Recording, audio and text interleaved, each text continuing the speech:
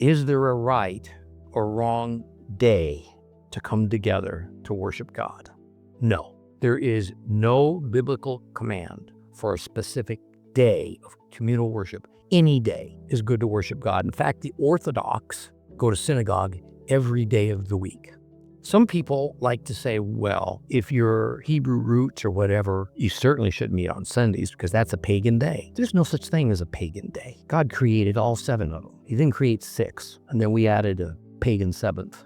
Each great religion has at least comes from a biblical-like, I'll say, background. Islam, Judaism, Christianity have all designated communal worship days weekly. Islam, Fridays, Judaism, Saturdays, Christianity, Sundays. But the reality is that, number one, we'll find no instance in the Old Testament of any mention of Israel meeting together on a weekly basis for what we call Shabbat. Not one instance. We only find it once we get to the New, and by then, it's the era of synagogues that are led by Pharisees that are often called rabbis. In other words, I'm saying it's tradition, and we know where it came from. All right, the synagogue system came as a result of Babylon. It came back with them. They created it up there because there they were far away from the temple, far away of being able to sacrifice for their sins. They were in a mess. And so they took Daniel's cue and they began to meet together, to pray, to worship, to keep their culture together, and so on and so forth. And over time, it evolved into what became the synagogue system, which didn't happen until after Babylon, but that's when it happened. And there's nothing wrong with it per se, but